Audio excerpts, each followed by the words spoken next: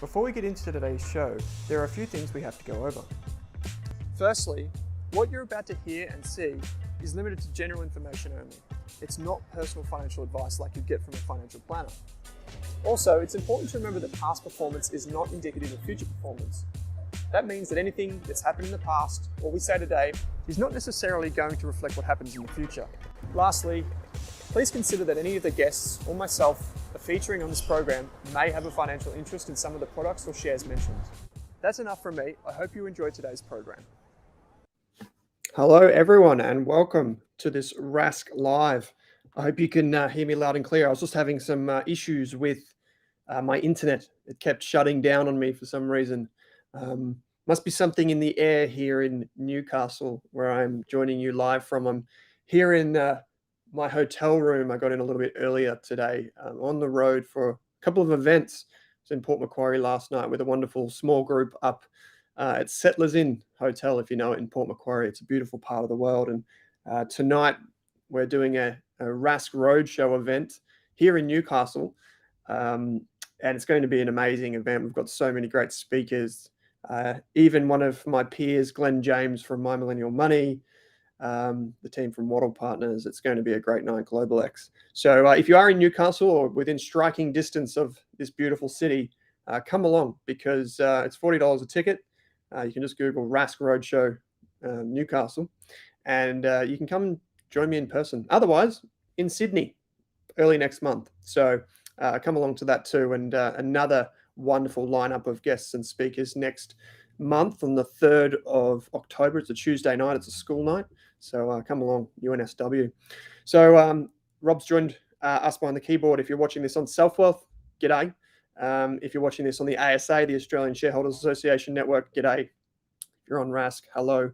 And if you're on Twitter, LinkedIn, wherever you get your Rask Live every week on a Wednesday, thank you so much for joining us. The Rask Live program is now in its second installment, and brought to you by Selfwealth, of course, but it's been going for a long time. So if you are a veteran of this circuit, thank you so much for joining us during the day. I know it's hard to get here during the day for some folks, particularly if you're on the East Coast, on the West Coast, or in Adelaide. So we really do appreciate you taking the time out. I do apologize also for being slightly early. I'm normally 7 minutes late, and so you're probably get an extra 2 or 3 minutes with me today. I'm sorry about that.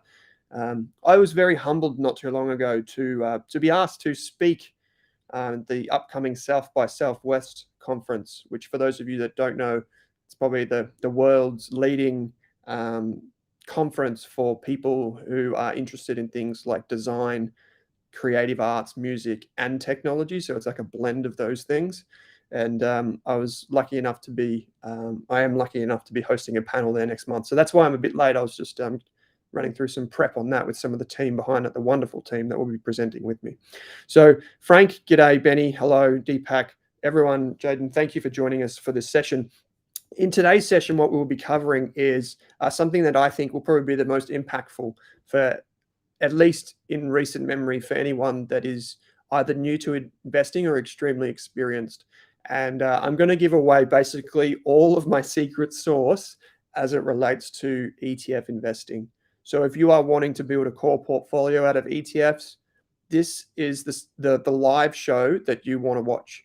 But I want to stress a few things, as you saw in the disclaimer at the top of the show, and maybe Rob drops in for the Selfwealth channel, or you'll see in a minute in the ticker below. It's really important to remember that any of the information that I offer today is strictly limited to general financial advice only. Now, the reason that I'm saying that is we're going to be talking about ETFs, and I'm going to be talking about things like risk profiles, which is a very sensitive word for me in the finance industry. I don't know your risk profile. I don't know your risk tolerance. I don't know your objectives in life. For example, you might be like me and you might want to buy a farm in 5 years. You might not be like that. You might want to rent or live in an apartment in 2 years. You might want to sell your houses. You might want to go overseas. You might want to not do any of those things. And I just don't know that. So if you do want that type of advice where you can build a portfolio that structures for you, you'd see a licensed and trusted financial planner, which you can get in the Money Smart website. You just go to moneysmart.gov.au and there's a financial advice register there. And it actually shows you, you can search by name or by number or by whatever, And it actually shows you licensed advisors and what they're qualified to give advice on, which is really important too. So I can get rid of that disclaimer down the bottom there because we've probably all had enough of that. I'm going to share my screen as usual. And the way we normally start is with a very lovely reminder to subscribe. Wherever you get this, subscribe. I know the team at Selfwealth, Jason McIntosh is putting on some trading stuff over on the Selfwealth YouTube channel. ASA is publishing podcasts and interviews. And of course, at Rask, we publish a video just about every minute of every day these days. So so you can subscribe on YouTube. If you're watching this elsewhere, if you're on Facebook, for example, you can follow along there. Okay, so my joke for this week, I realized I didn't put this into the very first Rask Live. My joke for this week is my cell phone accidentally took a 10-minute video of my shoes yesterday. It was some pretty good footage. Now, that's obviously my joke. How did I do out of 10? I'm actually going to take my shoe off and show you something. So I bought these shoes the other day, some white runners, just a bit more casual, if you don't mind. And they were brand new. And I had a bit of what I would say is an incident on the road. Someone tried to stand on my shoes because they thought my shoes were too white. And they're Calvin Klein shoes. But I can assure you they're not expensive because when I was, I would never normally buy shoes like this. But when I was walking past one of the stores at the factory outlet in Melbourne, these shoes were from $160 down to $59. And I just thought, well, that's the value investor in me just has to get a pair of those to put on my feet. And sure enough, I did. The only thing that I regret is I didn't buy more of them because that was a bargain for me. And I was very, very happy with it. So Clinton said, that's a perfect dad joke over on Facebook. Thanks for joining us. So my first Rask Live experience, says Jayesh, welcome. Finally alive at a decent time, says Sneezy, Sneezy Sneeve. I like that one. Laughs. That's 11 for you, mate. Thank you so much, Benny. 9. So once again, there was a bit of confusion last week. If you are watching this, you may be watching it on ASA or on YouTube or on Selfwealth or whatever. So if I do respond to some comments, you know that they're all real. I'm not just making this up and just looking at someone behind the computer here, just pretending that there's someone else in the room with me. So in the next few weeks, we've got some fantastic guests and topics coming up. So obviously today we're talking about the top 5 ETFs in Australia. We will have Drew Meredith, who otherwise goes by Dr. Andrew Dermuth, as it's meant to say, not CFP, it's meant to say Esquire, like this. He'll be up next month. We've got some foolish stocks with Scott Phillips. So this one here is next week, I believe, off the top of my head. I believe it's next week. That's with Scott. So many of you will know Scott from the Motley Fool. And then there'll be a bit of an Ask Me Anything, and that will be on October 4th. But this one here in particular, just so you know, is also next Wednesday at 12 midday with Scott. And you can come along and ask him any question you like on these stocks and just drill into him about what's going on in the economy or whatever, how he invests, these types of things. It's a real treat to have someone of his stature on the show. I'm not just saying that because he's taller than me, but because he also is a really, really good thinker about investing. So good morning, Ben. Good morning to you. It's afternoon where I am, but good morning to you. It's morning where you are. And we're going to have some really fantastic speakers come up on the series over the next couple of months. The likes of Mel Brown, if you know her, Amy Lenardi, so many great speakers, Brian Feroldi, Kate's going to join us soon as well. And the reason that this one has to be at midday next week, just quickly, is because I'll be on the road in Wangaratta in Victoria next week doing another event, our 9th event, 9 out of 10. So we'll be on the home stretch by then. If you haven't already been to a Rask Roadshow, come along. They're $40 a ticket. It's basically free by the time you get all the prizes and merchandise and books and that sort of stuff. So come along, Rask Roadshow, just Google it and you can get some tickets. So today we're going to be talking about these ETFs. So I see Rob's just chimed in with something on Selfwealth there. Feeding in while also in meetings. I give that joke a 9 out of 10. Thanks, Rob. Thank you. That's actually pretty good from you, Rob. I do appreciate that. So today we're going to be talking about ETFs in particular. There are over 300 ETFs in Australia, 2,500 or about 2,800, depending on the number you look at in the USA. And of course, through Selfwealth, for example, you can invest not just in Australian ETFs, like on the ASX, but you can also invest in US ETFs. But what I've done for today's show is I'm just focusing on Australian listed ETFs, and in particular ASX listed. A lot of people don't know this, but there's actually more than one stock exchange in Australia, just so you know. It's just that the one that most of us do anything on is the ASX. But there are a few others, actually. The biggest one as an alternative would be CBOE, and another one is the NSX, the National Stock Exchange. So there's all these different stock exchanges. It's just in Australia, we tend to say ASX because it sounds like it says Australian Stock Exchange, and it sounds like the right one, and it is the biggest. In the United States, you've got the NASDAQ, you've got the New York Stock Exchange, etc. But I'm only focusing on the 300 that are here in Australia, and I'm going to show you how you don't even need 300 to build what I would say is a diversified portfolio. So maybe the financial planners or the professional investors who are my peers might have a bit of a sour taste in their mouth after they watch this show, because I'm going to show you how you can put the building blocks together in a portfolio. Now, again, I don't know your personal circumstances. This is strictly general in nature. I want to be really clear with this session today. But as you know, this is the second Rask Live, and I want you to be able to go back in 10 years and go, on September 20th, 2023, I was watching this guy called Owen Rask, and he told me how to build this portfolio. I followed the general principles, and I applied it for my own life, and I spoke to my advisor, or whatever you did, and you look back and you say, that was a really good decision. That was a really good hour that I spent with him and the community to learn about this way of investing.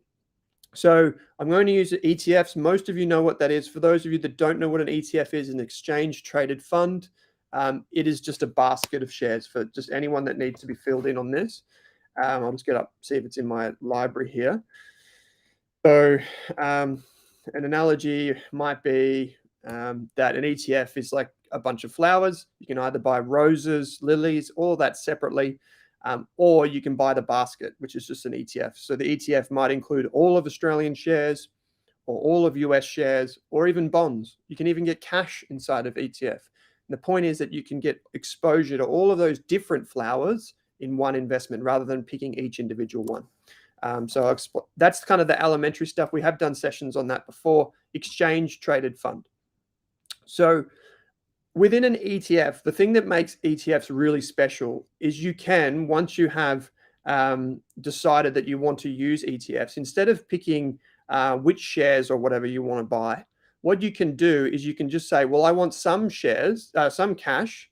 I want developed markets, simply would mean like Australia, USA, most Western countries, etc. So that might be like all of USA and Australia in there. And I might want some Chinese shares in there.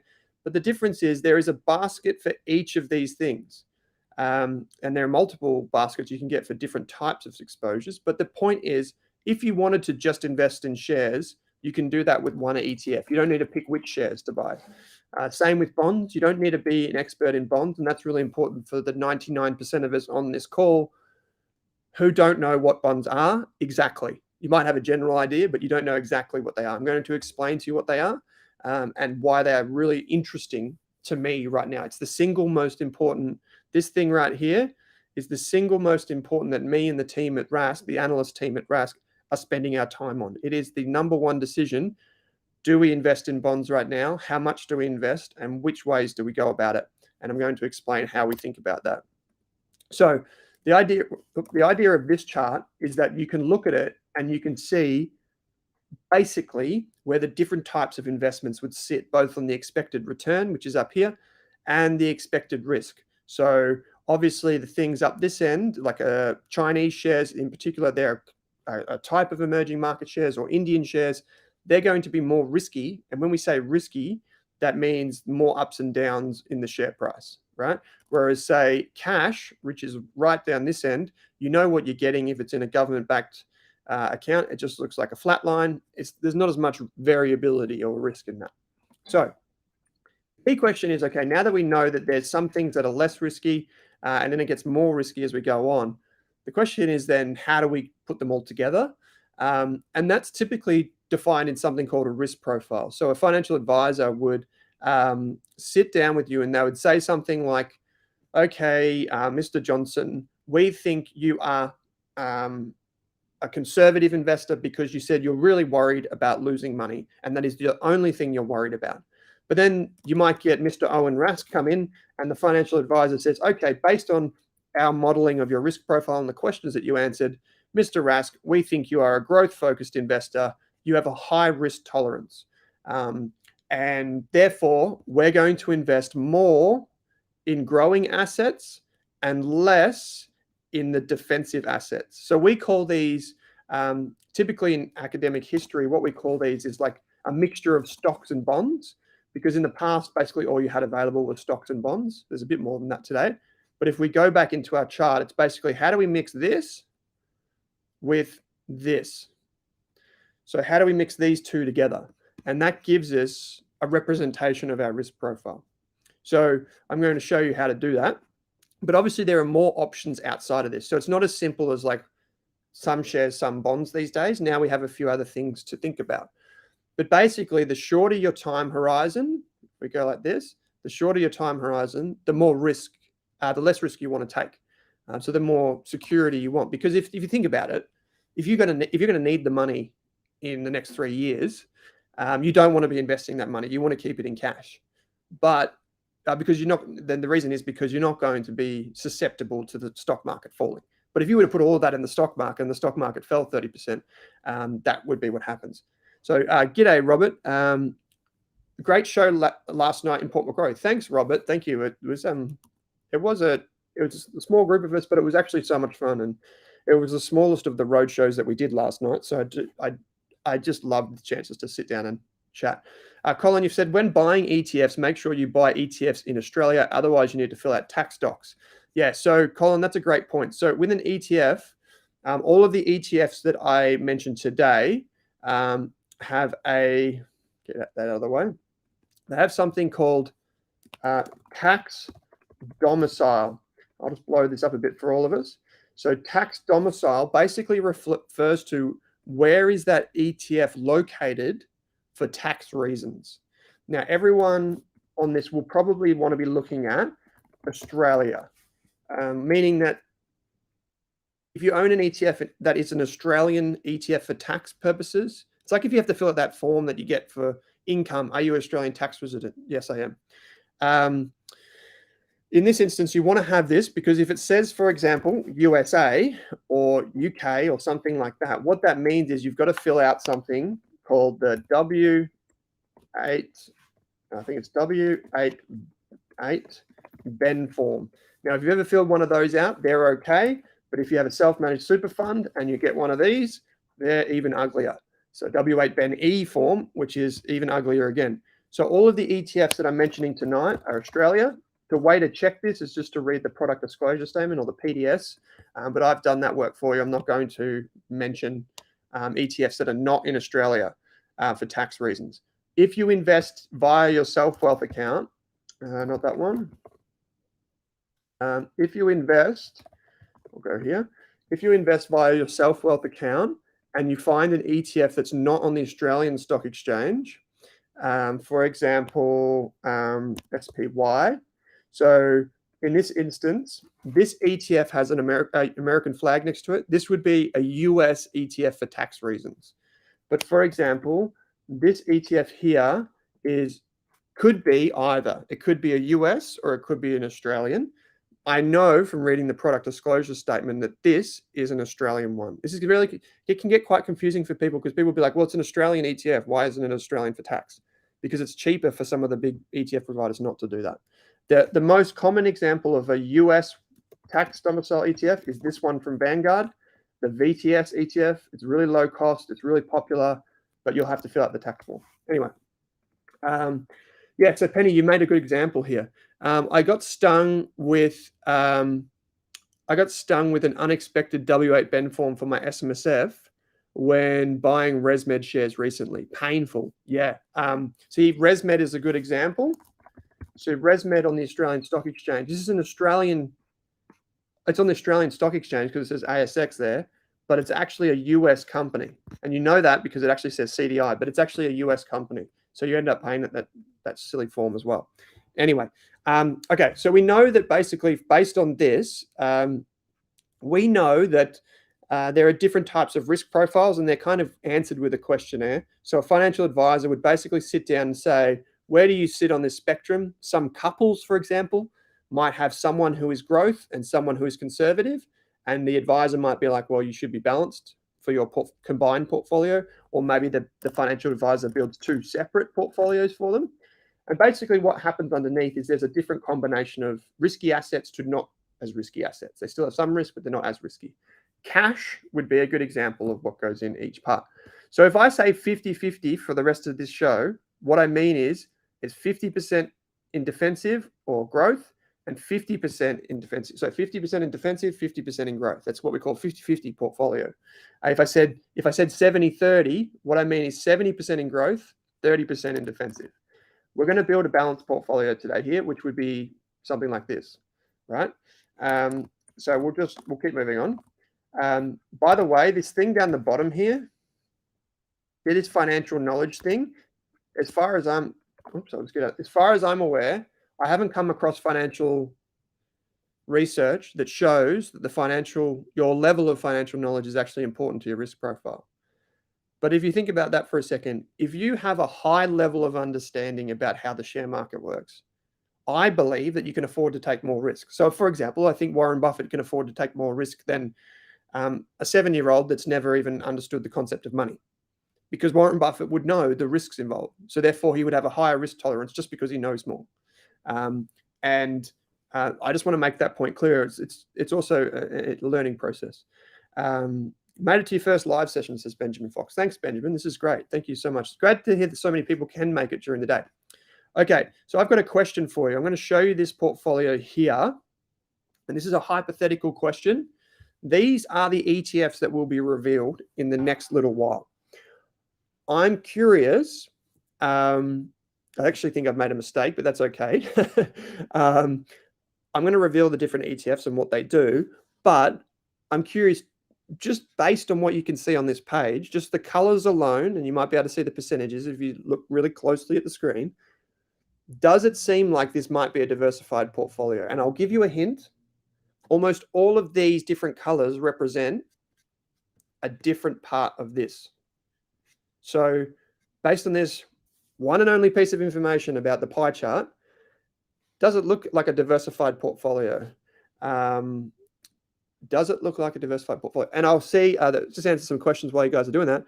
James said, I think a rule of thumb was to have your age in percentage in bonds. James, that's a great comment. I'll get back to that in a moment. Ben, you've said, maybe asking a bit prematurely, but are the Terra, Martian, Jupiter core portfolios being updated soon? Or are these going away to portfolios? Ben, this is a very, very good question. It's a little bit premature, not going to lie, but basically just so people know, at Rask, I've designed 3 portfolios for our community. One's called Terra, one's called Martian, and one's called Jupiter, because I'm fascinated by space, obviously. Terra is 50-50, Martian will be 70-30, and Jupiter is 90-10, meaning that there are 90% in the growth and 10% in defensive. Ben, I'm not really at liberty. I'm in a bit of a sticky situation, Ben, because I'm working on something behind the scenes at Rask, but I don't have all of the legal documents to tell you all about it right now. But I will in about 2 or 3 weeks. But in short, we are going to make some changes, small changes to the portfolios. There will be small tweaks based on what I'm about to talk about in this live show. Feels like a trick question. Definitely not a trick question. So does it look diversified? Ben said, looks diversified, but could be deceiving. Colin said, yes. Deepak, yes. Vinicius, yes. It's 100% diversified. Jupiter, long-term investor. Jupiter is also my chosen strategy. Okay. Potentially concentrated with 2 positions of 25%, says Tarwin. Potentially. Yeah, so Ben, I won't be able to tell you more, and I'll be able to tell the entire Rask community probably in about 2 or 3 weeks. Chris, you said looks diversified, bearing crossover. Great point. Okay, so this portfolio represents a few things. Now, if you read the email that was sent out, you will know that I've kind of covered some of my favorite ETFs already. So I will reveal them and touch on why they are really interesting. So let's talk about this first ETF. So I'm trying to build a portfolio out of 7 ETFs. Obviously, you could use more if you wanted to. I don't think in Australia to build the core portfolio, which is, the big bit in the middle, to build the core portfolio and then to have your satellites around the outside, maybe like individual shares or thematic ETFs. For the core, I don't think most people need more than 10 ETFs because you're diversified by using these good ETFs anyway. So for me, you don't need more than 10. That said, if someone presented to me and they're like, hey, Owen, I've got 12, well, I'm not going to, it's not, it's not a big deal. As long as they're put together, as Crisp said before, as long as they're put together. When can we expect the Rask ETF, says Lachlan? Not 100% sure about that, mate, but I can tell you how much it costs to do an ETF in Australia. It's about, I would say conservatively, about $300,000 for the first year. And I tell you what, it's not the kind of scratch I just have available to throw at an ETF. So I wish it did, but it's not. Another thing that's a problem with ETFs from someone like my perspective, Lachlan, if I wanted to build my own ETF and offer it to the market, is that with an ETF, for it to be called an ETF, I can't be making decisions on what's inside it because then it's not an ETF anymore, right? It's not like a set and forget style strategy. It's a actively managed fund, which makes it a bit more complicated because you can't use the word or the acronym ETF. Anyway, so cash. This is the most defensive asset that you can get, basically. This ETF, which is from Beta Shares, the AAA ETF, I'll get it up inside Selfwealth so you see what I'm talking about. This ETF is an ETF that basically just takes your money and it puts it into bank accounts that pay interest. And that's why you end up with this chart when it loads in just a second. Is it coming? Are you coming? Let's have a look. Oh, there we go. It came right at the end. So this chart kind of looks like a shark tooth, right? Like you've got kind of up and down, up and down, up and down. And basically what's happening here is the ETF puts money in a bank account, then it comes up, and then it falls again. So what's it doing? Well, if you look at the chart axes on the right here, they're very small numbers, but basically what it's suggesting is that every month the ETF accrues interest and then pays it out. Accrues interest, then pays it out. Accrues interest, then pays it out. So let's go to 12-year price on the ETF. And here we can see basically it following interest rates down and then coming back with interest rates up. And that's because the ETF can only offer interest rates that it can get from a bank account, right? So that's what we see there. So basically what I mean to say is this ETF as a general rule is used as kind of like a backstop in portfolios. It gives you flexibility in the future while still earning interest. So here's a good question from Ben. Ben, you've said, why choose AAA, the cash ETF from Beta Shares, versus savings in a savings account like ING or Ubank, for example, you can get 5.25%. So in a portfolio of this, Benjamin, like this, I wanted to stress the point that you can use ETFs to do this. And in fact, we use this ETF for our model portfolios. And the reason is that not everyone wants to step outside their brokerage account. They kind of like want it all in one place. But if I was to tell you, if I had cash, like all of my personal cash that I have that's not investing in my account, what I do with that is I would actually put that, oh, I'm sorry, 1 second. Oh, sorry, 1 second. Thank you. Sorry, guys. I just had the housekeeping coming. I should have put the do not disturb on the door. So with this, in particular with this ETF, what we use it for is basically to use buying power, have buying power in the future. And I have it in my portfolio so that it's ready to use there and then, and I get the interest. But if I have a mortgage, what I would do is I would use, I'm going to try and write this with the pad, but I would use my offset account. That's not going to work. Offset, no, I'm not going to do it. So I'm going to get the actual little text box out. So here we go. I am going to go like this. So in order of what I would do with my cash right now, one, offset account, which is obviously only available for mortgages, savings accounts, and rolling term deposits. Deposits like this, and we'll go like this, and it's not working. And then three is I would use AAA. So let me just bring this up. I'm going to load this up so we can all see it a bit. But this is basically the order of which I would use the cash that I have available. So I would put money in an offset account first and foremost because it pays the most after-tax interest, even though it doesn't pay it, so to speak. Then I would consider using savings accounts and term deposits. But interestingly, what I would do with term deposits, and this is only me generally speaking, of course, is I wouldn't put it all in one term deposit. I think that's what a lot of people make a mistake with. They just put all their cash in one term deposit, and then they think, oh, geez, actually, I need that money. I'm going to have to break the term deposit and lose the interest. So what you do is you stagger the ETFs, stagger the term deposits. I just saw the comment from Penny. You stagger the term deposits so that you might have one for 6 months, one for 12 months, one for 2 years, one for 5 years, and stuff like that. And the reason you would use a term deposit over a savings account is a term deposit should offer you a little bit more, and you can lock in the interest rate. So if you're a retiree, for example, you might think, well, 5% interest rates on a term deposit, that's all I need. That's all I need from my money. Why don't I just use a term deposit? There's no risk involved. Well, if that's the way you think, then term deposits, rolling term deposits makes sense. Jimmy, you said you've got all of yours in an offset account, and so do I. And finally, we have AAA. AAA is an ETF that basically allows you to get exposure. And the benefit of AAA, and the reason we use it, is so that the money is almost instantly available. So if, for example, you want to take this amount of money and you put it in here, you'll see in a minute what that is, then you can do that really quickly. It's all in the same bank account. Not that, speed is always the number one priority, but it's a stabilizer. This is a stabilizer in your portfolio that also pays you interest. Okay, moving on. Number 2, ETF number 2. And by the way, this is the biggest ETF in the country for that style. Number 2 is the gold ETF from GlobalX. Now I'm gonna twist my words a bit here. And we've had this debate both here on the live show over the years, but also on our podcasts at Rask.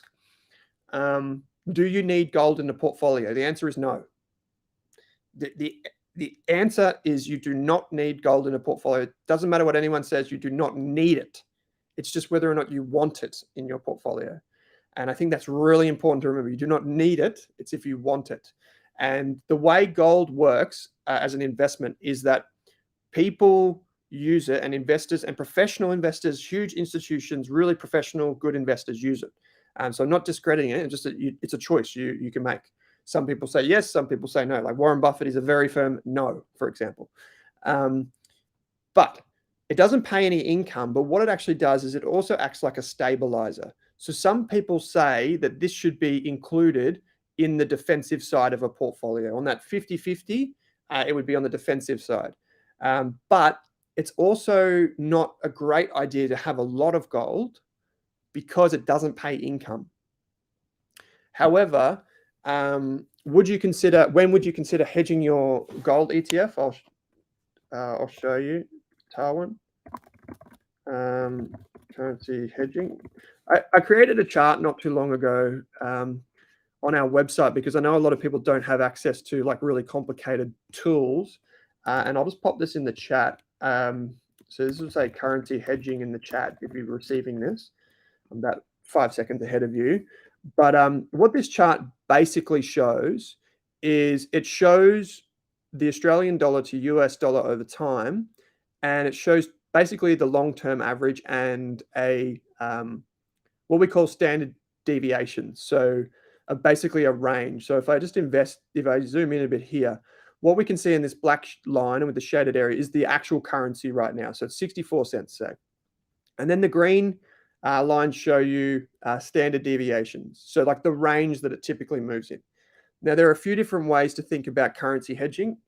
People do it because they're worried the Australian dollar is really low and it might rise again. And if that's the case, if you invest overseas, like in gold in the United States, for example, you're going to lose some purchasing power simply because of the currency. So there are a few different ways people do this, Tarwin. I can only speak generally, of course. But the way people tend to do it as professionals is they make one of 3 choices. Number 1, if they have gold in their portfolio, just as an example, they'll simply do this. Oh, that's not right. They'll simply just split it down the middle. The second thing that they might do is they might take a view and they might say, we're going to, so when I say split it down the middle, they have half currency hedged and half unhedged. Now, the currency hedged version in Australia is QAU, this ETF. It's basically the same type of ETF as the gold ETF from GlobalX, except this one's currency hedged. There are fees and things. Read the product disclosure statement, please. But basically, that's an option. Then the other option is trying to predict the currency. So in this case, you might say, by looking at this chart, and the reason I brought this up is that, like, some financial planners, for example, my esteemed podcast co-host Drew Meredith uses this rule. When the currency gets to a point where it's at a point where it might be at the low end of the standard deviation, so like right here, it's nearly touching that green line, they would then seek to use currency hedged ETFs. And then when it goes back up, they would maybe seek to use unhedged. Now, it's really important to understand that that's just a general rule. And in Drew's case, he's building portfolios for retirees at Waddle Partners, right? So he's using a retiree's portfolio. But as an accumulator like myself, if I sell an investment, I'm going to pay tax, whereas some of his clients wouldn't pay tax in the retirement phase. So you can't just flip it back and forth. Like you pay tax and there's trading costs. The other strategy for currency is to actually just take your entire portfolio and decide how much of the entire portfolio do I want exposed to one currency. And so the answer is to this question, we could do a whole episode about this, Tarwin, but I just wanted to make it clear, is that you can just keep it as simple as you like. There's no exact science for a lot of this stuff. So Clinton, you made a good point over on Facebook. You said, I currently hold gold and silver as a physical asset, so I would probably look at giving this one a miss. Yeah, and so this is the idea of today's show, is to just showcase what it can look like. So this is not necessarily right for anyone or everyone. Okay, so we've got AAA and we've got gold. Both of these are ETFs. This is commodities, and this is just cash. Cash obviously pays income. This, so that would be a plus. This does not pay income. But gold is typically used in a portfolio where people believe that there is uncertainty in the world. So things like geopolitical events, the Ukraine war, higher inflation, they typically look to gold as a stabilizer in their portfolio. And statistically, that makes sense. But as I said, a lot of people don't use it. For example, I don't really use gold other than the portfolios that we create. Like, I don't own gold. I have some gold jewelry that's been sitting in my safe at home for a very long time, but that's about it. Okay, so if we move on to the third position. Now, some people did say that there was a big difference and there's a big allocation to this one thing, which is VAS from Vanguard. This is the biggest ETF in the country. There is no if, buts, or maybes. It is the biggest ETF Australia has ever seen. I'm going to show you something. I've showed a few of you this before, but you can actually download a list of the, I guess, what do you call it? The most popular ETFs every month. There's a report that comes out from the ASX that shows you ETFs. It shows you managed funds on the market. It shows you REITs, LICs, all of those wonderful acronyms that y'all love. Well, we don't love, we just kind of have to put up with. But I'm actually going to get up something else in a different tab here while I do this, because if I showed you in the actual tab, I might give away some trade secrets. And I'm going to drag it across. Okay. So when I created today's list, what I actually looked at, and you can see that now, is I actually showed you a version of the ASX report. And what it shows you here is it shows you the biggest ETFs in the country. I'll zoom in a bit. It actually shows you the biggest ETFs in the country based on their size, or like the amount of money that's inside them. And the Vanguard ETF is at the top here with $12.9 billion. The next closest ETF or fund is the Magellan Fund at 6.8 billion. That's a big, long way down. After that, you've got the VGS ETF, which is always amongst the most popular traded inside Selfwealth. And in fifth, you've got the IVV ETF. Deepak, you've asked a good question.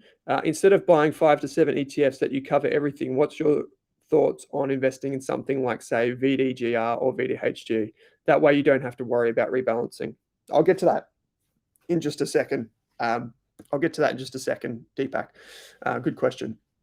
So you're talking about is an ETF that's actually further down, and it's an ETF of ETFs. Let's just call it that, even though it's technically not correct.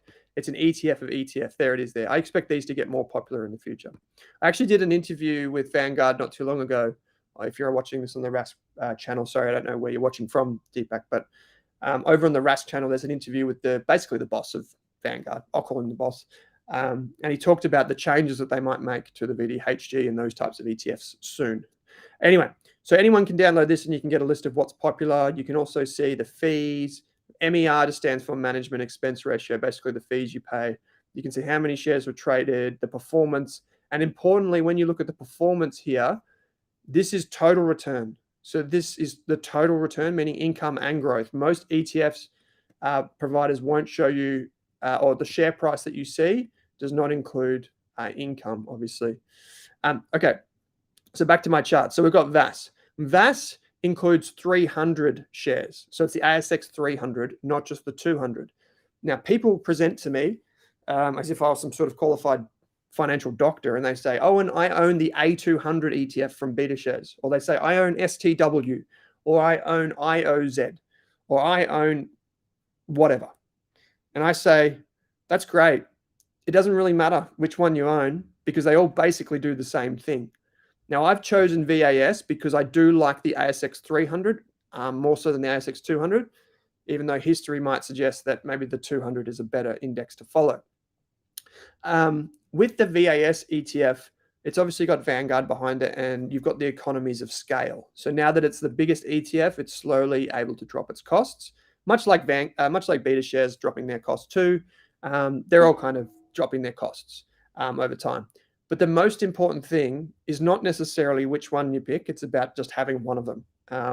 And almost every academic study on long-term investing shows that. It's not necessarily about which one you go with. It's just about being invested. Oh, yes. Could you share a link to that ASX report? Yes, I can. You can download it in PDF, or you can download it in Excel form or CSV form, Jayesh. So there you go. And there you have. Penny, you said, agree with Daniel. I use high interest savings accounts for my personal cash. I use AAA for my SMSF, as can't get high interest in my bank accounts. Yeah, that's a good way to do it. So Daniel, you said, bonds seem like a very defensive strategy for uncertain times. Yes, I will get to that in a second. Send It Sunday says, do gold ETFs invest in physical gold or gold stocks? Rask Live.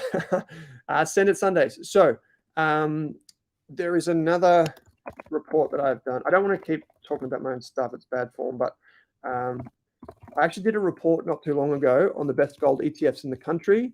This one right here, I think that's the update. This one is the updated one. So I'm just going to drop this in the chat, gold ETFs, rather than just me take another tangent. But in short, there are some ETFs in Australia that look like gold ETFs that aren't actual gold ETFs. They're gold mining ETFs, like these two right here. They just invest in mining shares. So gold mining companies, that's what they own. They don't own the gold bars.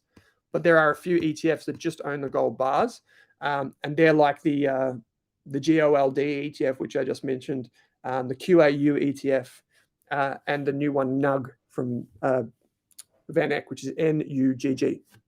So the ones that I prefer are the physical gold ETFs, like GOLD. It has to say that in the name, by the way. So VAS 300, the reason I would put, you don't have to use one ETF, you could use different ETF. The idea was just to show you that a lot of Australian investors want some exposure to Australian shares, and this is it right here, even if they're in retirement, because with Australian shares, you get franking credits, you get dividends, and you get some growth over the long term. So moving on, we've got the next part of the portfolio, and this is where I might have made the mistake. So you'll have to forgive me in just a second. But because I said I was creating a 50-50 portfolio. So here what we can see is IVV. IVV is the S&P 500 ETF, here at number 4 on the list. This ETF just simply invests in the top 500 shares. So IVV ETF, if I bring this up. So this ETF here, this is, I'll explain it. It's a little bit different, and it actually loops back into something that we had before. But if you go down on this page, you can obviously read the product disclosure statements and all of that sort of stuff. I would love it if you go and read the product disclosure statement of every ETF. I mean, you should read it before you invest, at least like the major parts of the PDS. Anyway, inside the ETF, you can see what the individual shares are. But a lot of people get confused with this ETF because when they look at it, they sometimes see something different. Now, I'm going to try and find it. I can't actually see where it is right now. But sometimes when they look at this ETF, they get a bit, I'm looking at the US one. That's why. Here we go.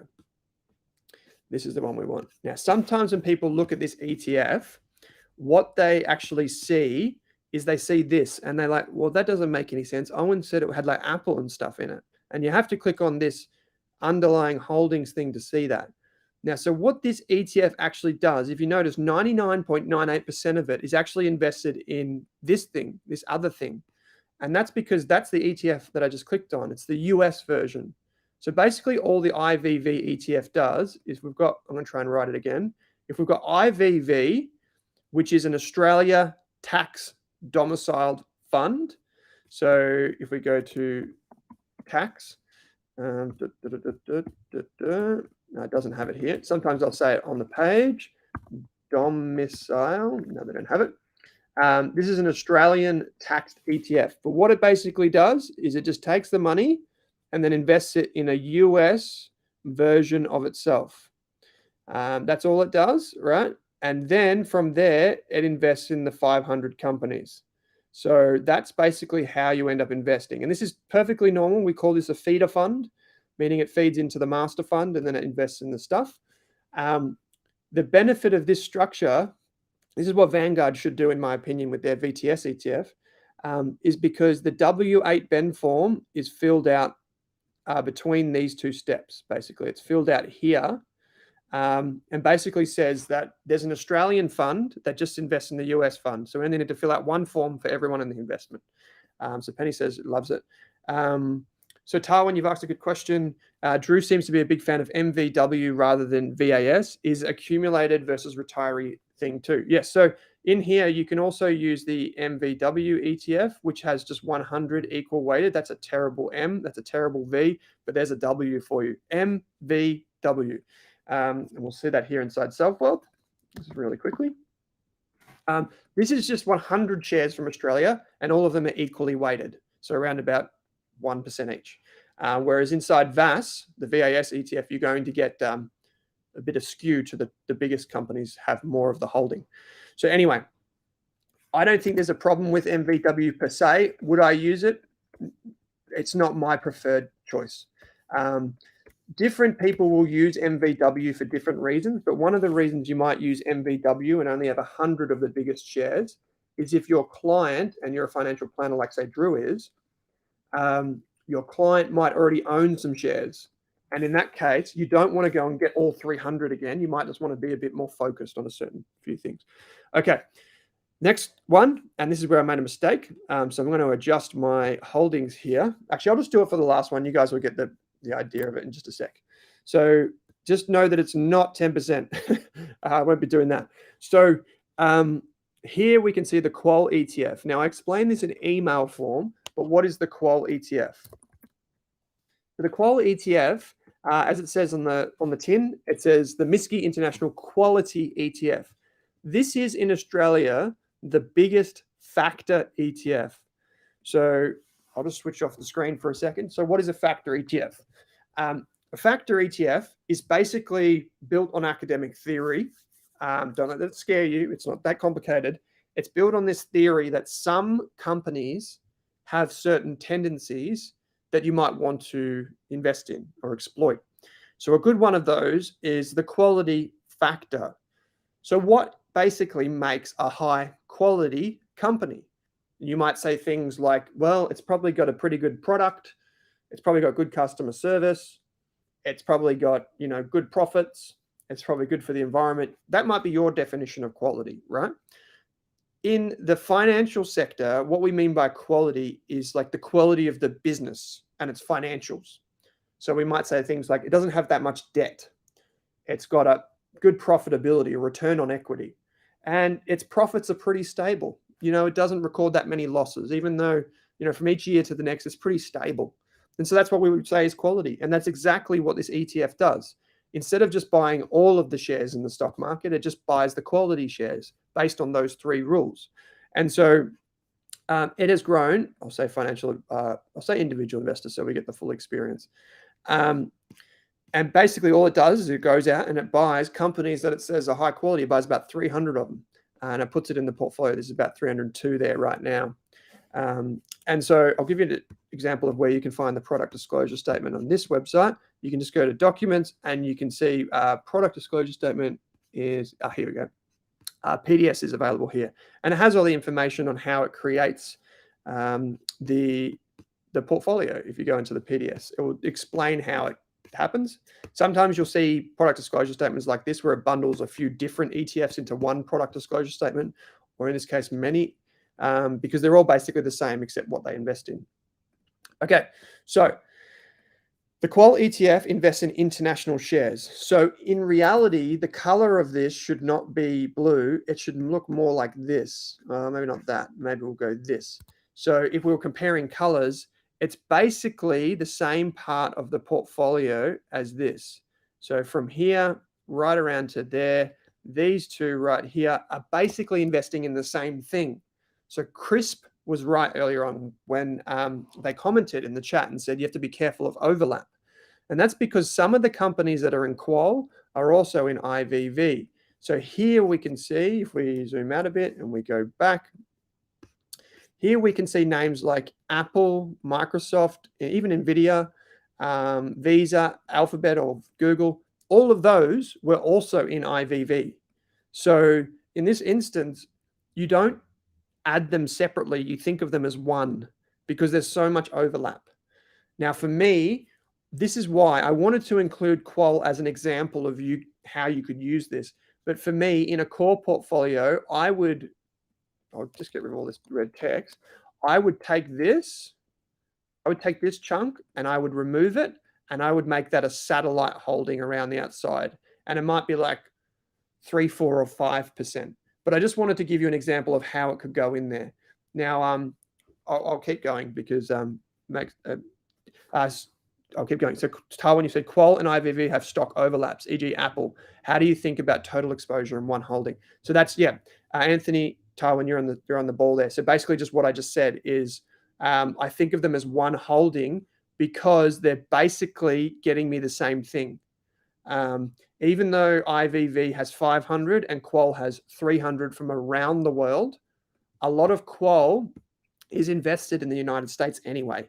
So you get a bit of this other stuff from other markets where with IVV, you only get the US shares, but you basically end up, it's a slight diversifier because it gets you some international shares, but in reality, it's basically the same thing and it costs more. So I prefer IVV in the core, Qual in a satellite holding as an option. So now let's talk about the next thing. The only thing that's missing is bonds, and we're going to talk about that really quickly. I want to quickly mention something, however, and remember, these aren't in balance. So we're going to get rid of this and we'll probably adjust each of these down. I was doing them a bit blind before. But in a normal portfolio, another way I was going to show you this pie chart is basically like building blocks. So in a portfolio, typically you have things that are more important than other things in a portfolio, right? Things that need to be down the bottom and need to be there first. And for me, that's cash, right? Like cash has to be the most important part of anyone's wealth because you need it, because you can access it, you can buy things with it, you can invest it, you can spend it, you can do whatever. But that is like the bedrock. That's the number one thing that goes down. Alongside that, you want to have stocks and you want to have bonds. Those three things, you can build a great portfolio. Stocks, bonds, and cash. Wonderful. That's why all the theory is based on that.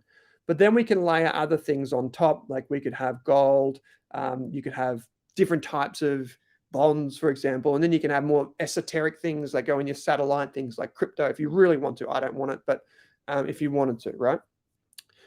But bonds are really, really important to a portfolio. So I said it in the email that hopefully you all received. The email goes out on a Monday or a Tuesday, just so you know. But in a portfolio, bonds should be alongside cash and shares the most important thing that you think about. The problem that we've had in the last few years with bonds is that they've all fallen because remember, bonds move in the opposite direction. I'm about to explain what they are, but just so you remember, bonds move in the opposite direction of interest rates, most bonds.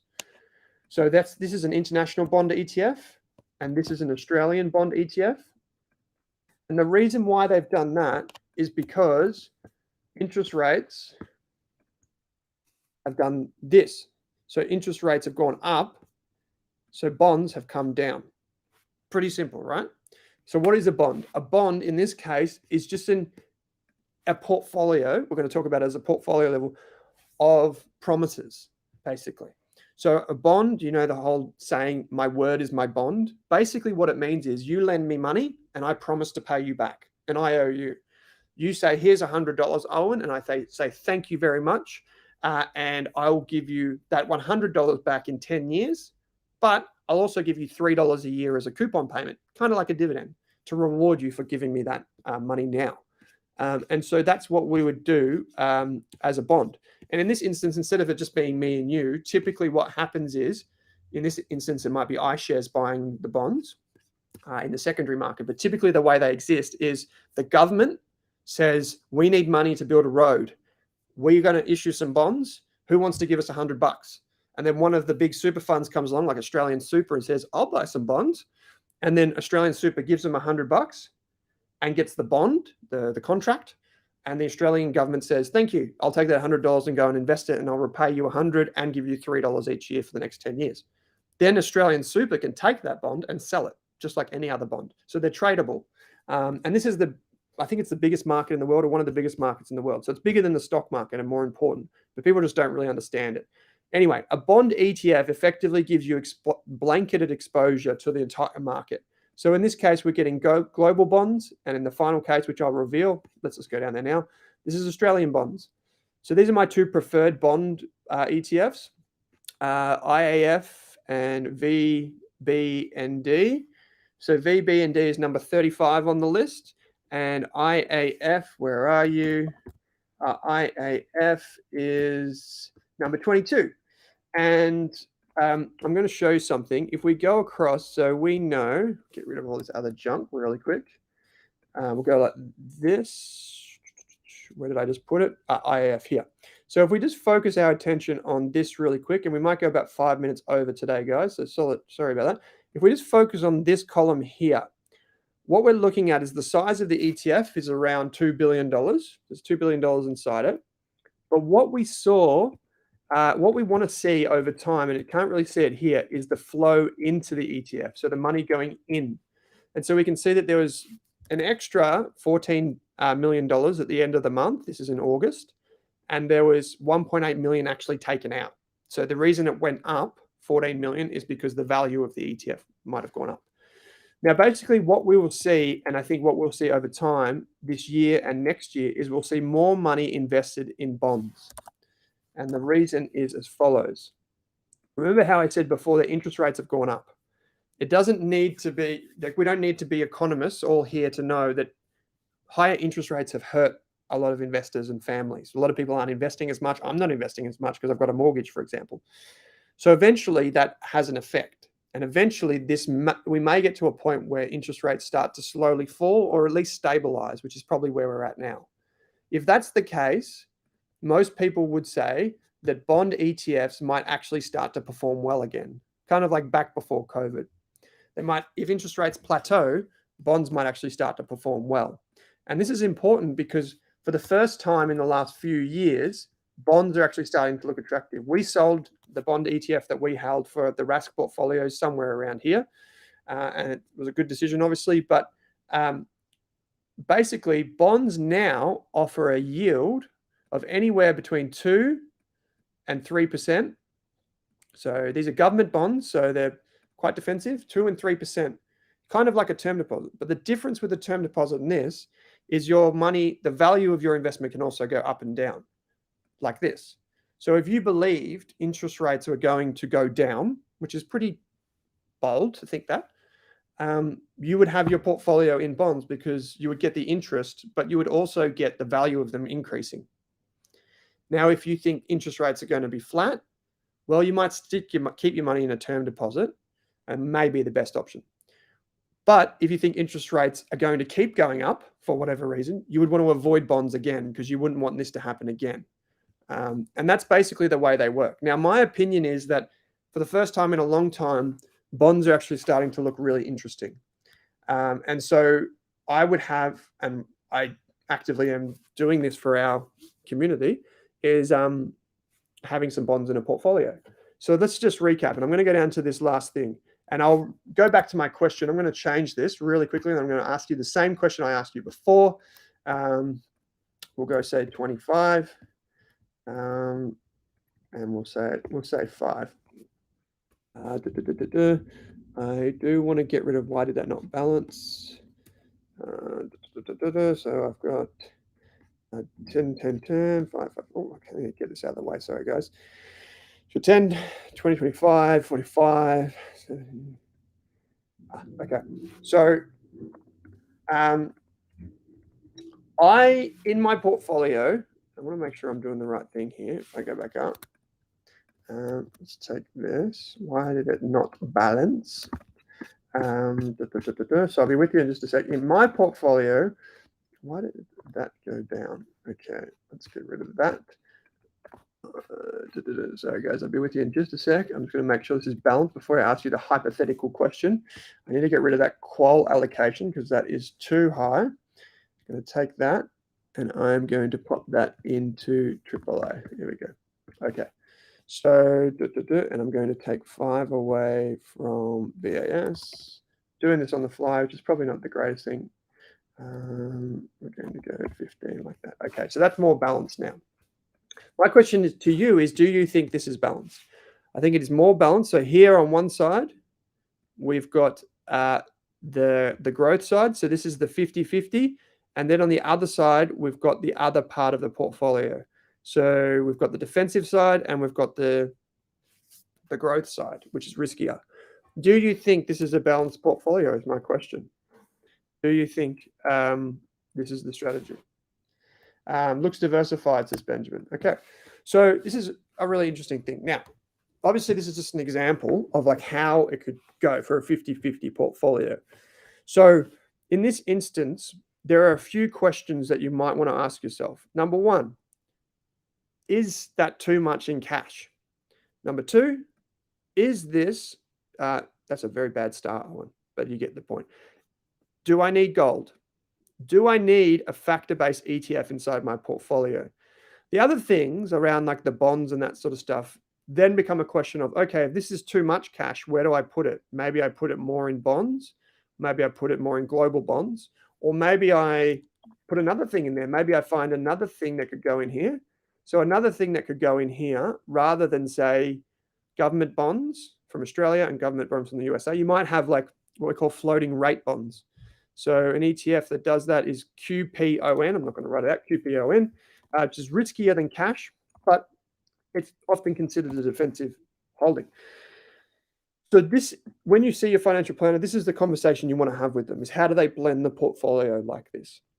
It's a pretty simple way to think about how you build a portfolio, but remember, it starts at like, you obviously have to see your financial planner, but it obviously starts out with like, well, what's my risk profile? And then how do I divide the risky versus non-risky?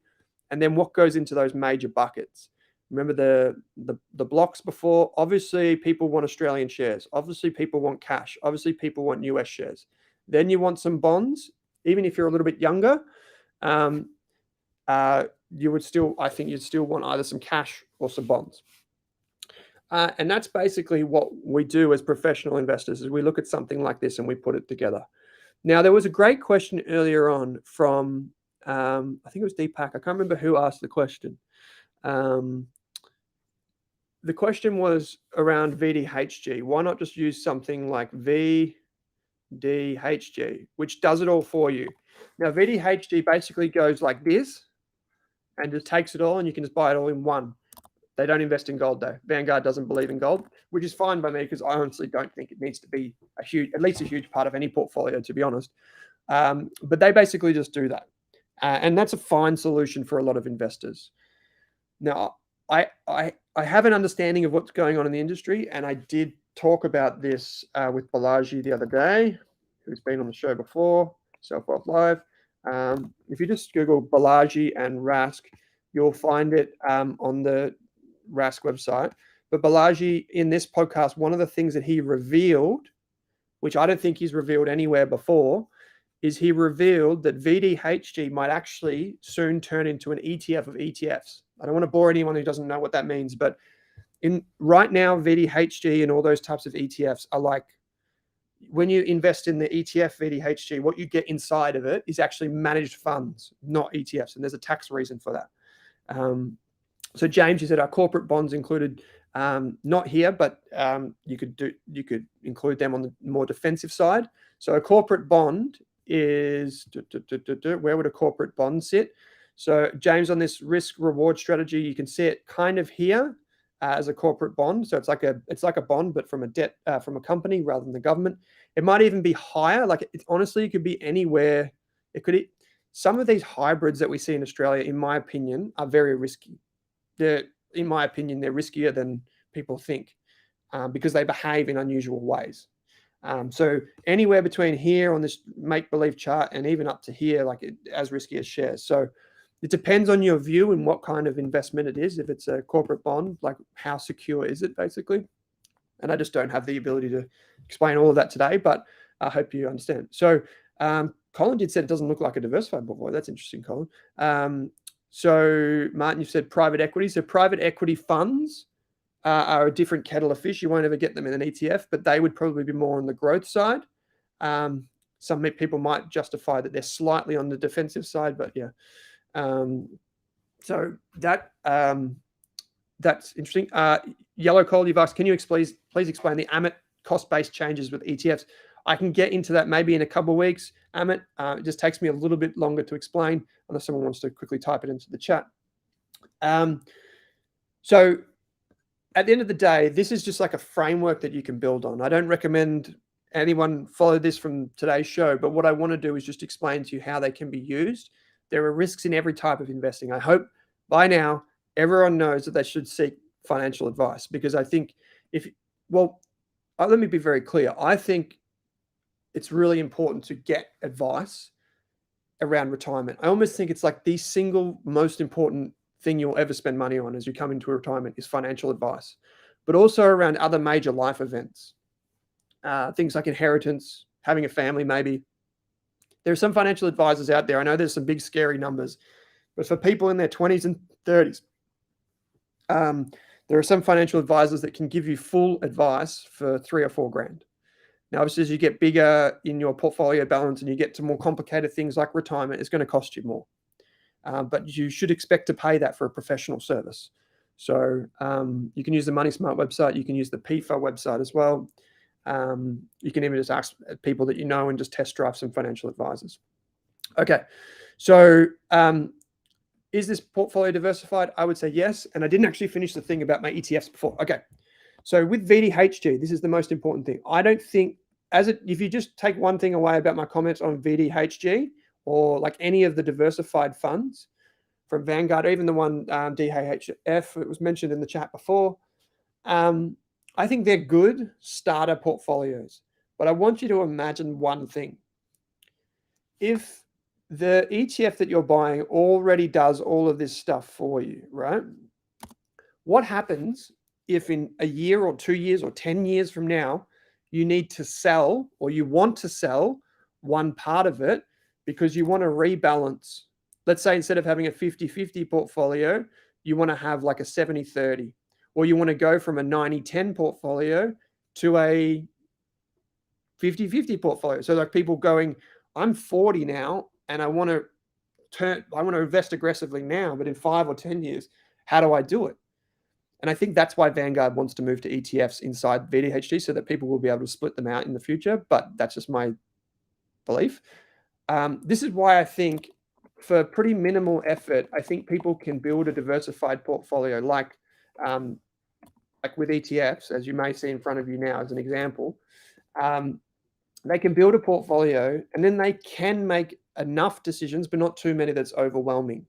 So for example, if you decided in the future that, okay, I no longer want gold, or gold has gone up and I'm going to take that money out and put it into shares now, which is the whole point of a rebalancing act, you can do that. But with the other fixed strategies, you can't. Another way to deal with it is to have VDHG or DHHF or one of those big diversified funds in the middle and then put ETFs around the outside. But again, you don't have as much flexibility. For me, as someone who does this day in, day out, this is the perfect blend of flexibility. for example, in our team, what we're thinking about is we're going to start our new portfolios with a set amount of cash, but then we're going to move it into the other parts over the next couple of years as we think the markets may mature. So that's the benefits of having some cash ready to go, is you can take it from here and just pop it in the other areas as the opportunities present themselves. Still long-term investing, not trying to time the market and do all that sort of jazz, but that's the general gist. I think I answered the question from earlier on there. Ross, you've said, why does everyone need professional advice when information is freely available? I have to keep stressing this, Ross, because I am governed by a financial services license, and I have to tell everyone here today that this is strictly general advice only. In Australia, the rules are incredibly strict. Someone like me, for example, can face up to 5 years in prison if I accidentally give advice and I'm not licensed, which is very different to the United States, where it's basically just a free-for-all. It's not quite, but it's a lot more loose. So I just say that as a general rule, and that's why we say get advice. But also, it is important to get advice because I think, like, around those major life events, like, I'll give you an example. If you're approaching retirement and you've got $500,000, $600,000, $700,000, $800,000, who knows what you got, right? Just anyone generally. And you make a mistake with the tax rules, or you make a mistake with the pension rules, or you make a mistake with the superannuation rules or your retirement rules, that could cost hundreds of thousands of dollars over the next few years in that mistake, in terms of the mistake costing you $100,000 and not making a mistake making you $100,000. So that's why I think at critical moments in life, people who get really up in arms about paying $5,000 to see a financial advisor, I think just do it. You don't even if you just get the advice, it's a $5,000 cost that you might never use the advice, but at least you got the advice anyway. And at least you've gone through the process. Good option for your children, says Crisp, in relation to VHG. Cool. Shad, you've said, such a great episode. It's like an ETF explainer session for Australian investors. Just incredible that this is free on YouTube. Well, thank you so much. Dad, good YouTube handle. You've said, how about 5% into Bitcoin just in case it becomes quote unquote a thing? I think there's that old saying, like, get off zero for Bitcoin and those types of things. We could do a whole session on this, but I think, Dad, I love that I get to call you Dad because it's your YouTube name, is that I think that a lot of people have ended up in cryptocurrencies for the wrong reasons, not necessarily understanding the true value of the technology underneath it. It could become a thing, just like we could go back to gold. Some people still believe that we're going to go back to gold because of hyperinflation, which we saw after the Second World War. And we saw not hyperinflation, but we saw a lot of inflation after the Second World War. We saw it in the 1970s and 80s. People think we're going to go back to that, so they should own gold. There are a lot of things. Remember this, there are a lot of things that we don't know about the world of investing, that no one can tell you the specifically correct answer. So when you build a portfolio, you do not build a portfolio and you do not put all of your money on the line thinking that you have all the answers, because the moment you think that, you're going to be humbled. This is for everyone. The moment that you think that is the moment things will go bad. That's just a belief I have. So what we do when we build a portfolio like this is we try and be diversified, because that's one thing that we know we can get for free is diversification. You try and have exposure to different asset classes, not just 100% stocks all the time, like some people would have you believe, or not just one individual share or one type of currency or whatever. You build a portfolio so that it can withstand basically any type of future. So you have in this instance, in this case right here, like I said, I don't have this, but in this instance, let's say inflation comes back and we're into a recession. Maybe some gold is good, because then you can take the money that is in gold that's doing well in a recession, and then you put it into the shares that are now cheaper. But maybe that doesn't happen and you end up losing some money on gold. Well, you'll probably lose money on gold because bonds are doing well. And that's how you build a diversified portfolio. So, that's all I can say. Okay. So thank you everyone for coming along. And Jimmy, you've said, great having a daytime for us night shift workers. Well, I hope this isn't the middle of your sleep time, Jimmy, if you're getting up for this. Thank you everyone who's come along for tonight. Good question, James Long. Good point. You've said, couldn't the distributions from a VDHG or a diversified ETF be used to buy a separate bond ETF in the future? Yes, it could. Good point. You could take that diversified portfolio, sell a bit of it, or just receive the dividends and then invest it somewhere else. I just prefer a little bit more control day to day. So as I said, I'm on the road tonight in Newcastle. If you're anywhere in Newcastle, come and see us. It's an all-star lineup for speakers tonight.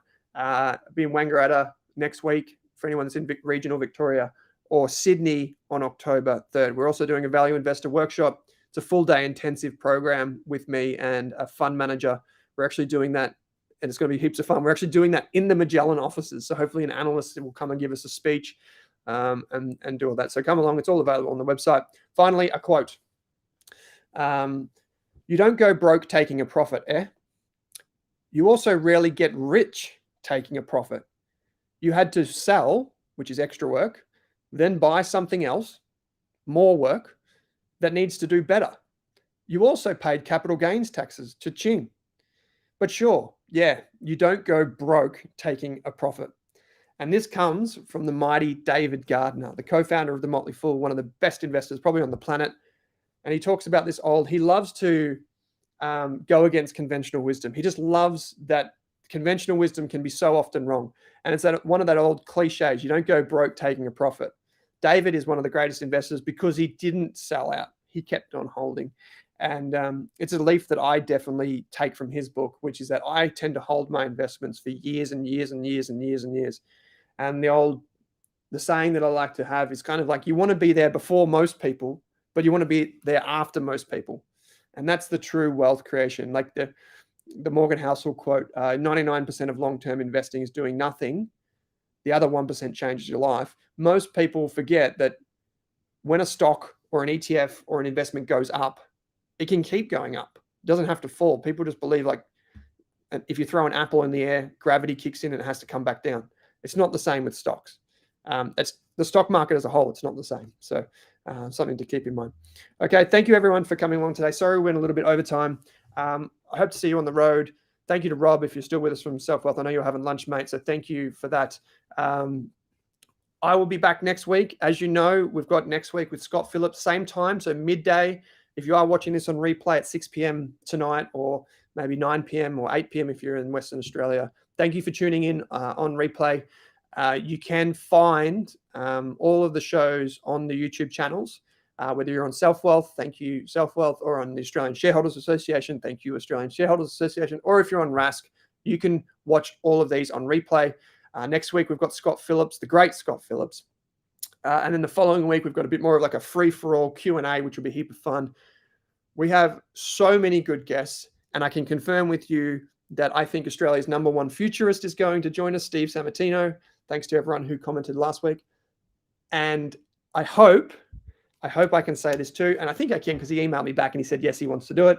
Dr. Sam Huppert from Pro Medicus, Australia's #1 company. So the best performing company over the past 10 years, the mighty Pro Medicus, the co-founder of Pro Medicus. He'll be joining us sometime in the next few months, which I'm absolutely positively delighted to be able to bring someone like that to you, and you can ask him your questions.